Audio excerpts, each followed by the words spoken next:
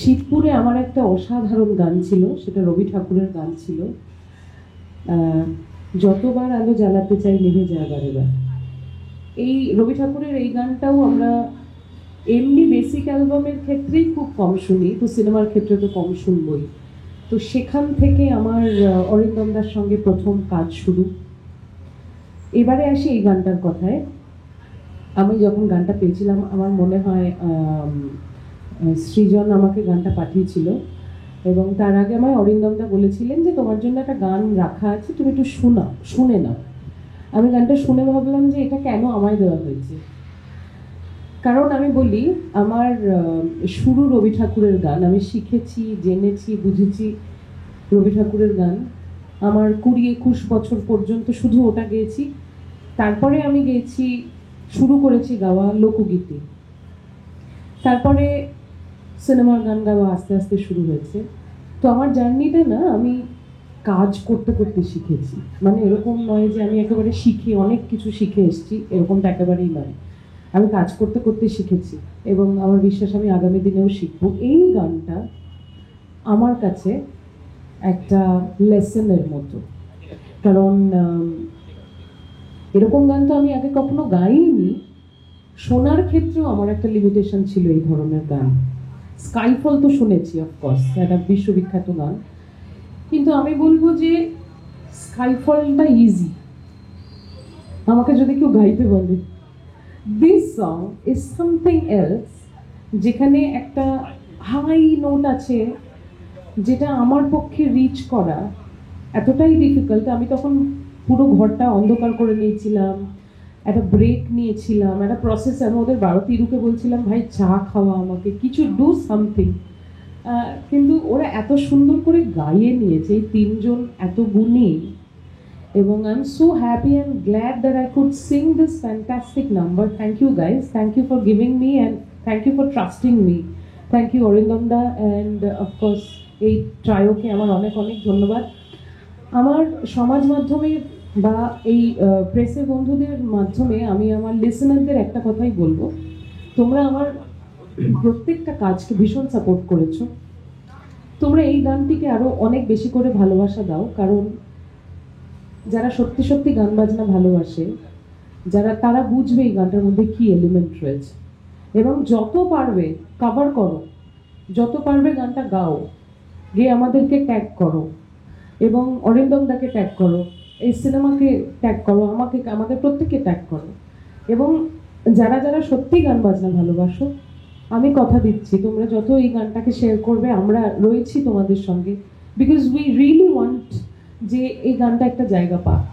It's not that আমি গেয়েছি সেই জন্য আমি বলছি না, কারণ এই গানটার মধ্যে সত্যি সত্যি কিছু অসাধারণত্ব রয়েছে। জানি কিসের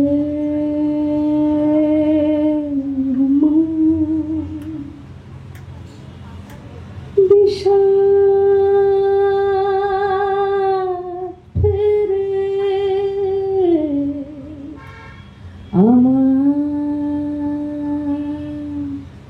ছায়া।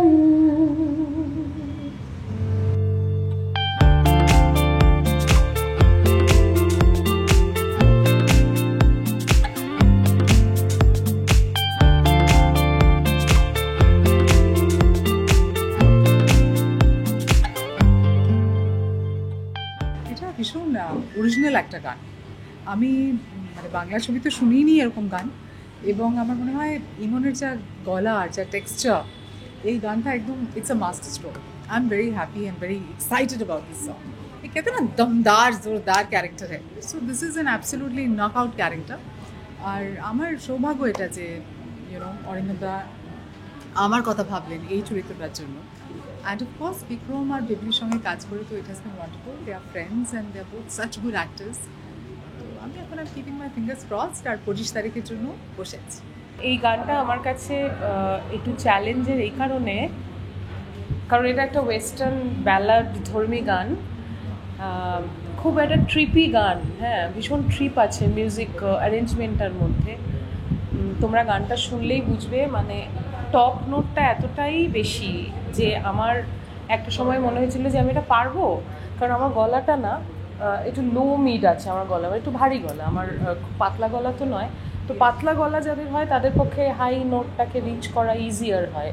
তো এই গানটা যখন আমি পেয়েছিলাম, আমি আমার রেয়াজের টেকনিকটাই পাল্টে ফেলেছিলাম। মানে আমি যেইভাবে রেয়াজ করি, ইউজুয়ালি আমি প্র্যাকটিস করি, এই গানটা গাওয়ার আগে আমি I have changed my entire procedure রেয়াজের ক্ষেত্রে, এবং দ্যাট রিয়েলি ওয়ার্ক। এটার জন্য আমার গুরুকে আমি অনেক ধন্যবাদ জানাবো, কারণ স্যারকে যখন আমি গানটা শুনিয়েছিলাম, স্যার একটু অবাকই হয়েছিলেন যে এটা তুমি কী করে গাইবে, তো তার পুরো টেকনিকটা উনি চেঞ্জ করে দিয়েছিলেন। তো গুরু ভাগ্য আমার সত্যিই খুব ভালো, এবং রেয়াজের ওই প্রসিডিওরটা চেঞ্জ করার ফলে এই গানটা কিন্তু আমার গাইতে খুব সুবিধা হয়েছে।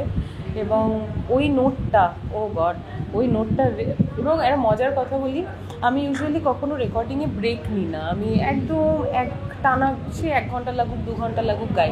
তো এই গানটার ক্ষেত্রে আই টুক আ ব্রেক, আমার না মাথা কাজ করছিল না, আমি ব্রেক নিয়ে আমার সঙ্গে যে থাকে সুবীর, ওকে বললাম যে আমাকে একটু চা ফা খাওয়াতো, 4-5 কাপ চা খেয়েছিলাম, চা খেয়ে তারপরে ঘর অন্ধকার করে গানটা গেয়েছিলাম। তো দ্যাট ওয়ার্কড। গানটার মধ্যে একটা ব্যাপার রয়েছে, এবং যারা আমার মানে আমার ফ্যানেরা যারা রয়েছে, যারা সত্যি সত্যি আমার গান ভালোবাসো, তারা এই গানটা কভার করো, তারা এই গানটা গাও, গেয়ে আমাকে পাঠাও। আমি চাই তোমাদের কাছ থেকে গানটা শুনতে, এবং কেমন লাগে তোমাদের গলায় শুনতে সেটাও চাই।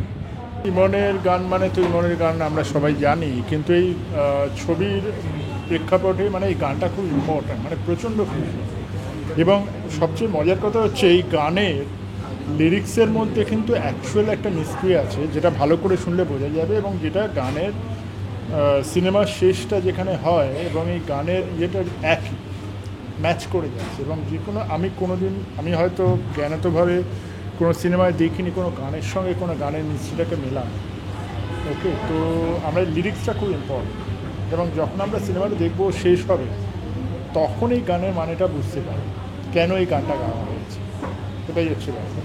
তো অবভিয়াসলি এটা ডিফারেন্ট, কিন্তু আমার কাছে প্রত্যেকটা গানই স্পেশাল। কিন্তু এই দুটো বিশেষত রূপমের যে গানটা আমরা প্রমোশনের জন্য মেনলি করেছিলাম, এই গানটা সিনেমার জন্য আমরা মেনলি করেছিলাম। তো এটা এইভাবেই আসবে।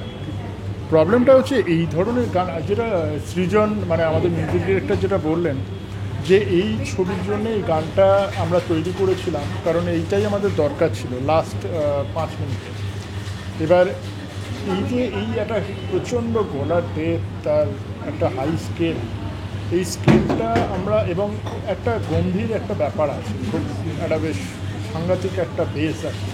তো এটা আমরা ইমন ছাড়া এই মুহূর্তে বাংলা সিনেমা, আমি কাউকে অসম্মান না করেই বলছি, কোনো সঙ্গীত শিল্পীর ক্ষেত্রে এটা মানে আমি ভাবতে পারি না। সেই জন্য প্রথমে মনে হয়েছিল যে যেটা ওরা বললো যে ইমনকেই নিতে হবে এই জায়গাটা, কারণ এটা ম্যাচ করে জিনিসটা, এক একটা গান এক একটা মানুষকে ম্যাচ করে।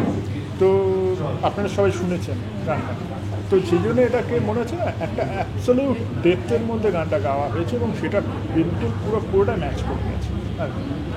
তো সেই জন্যই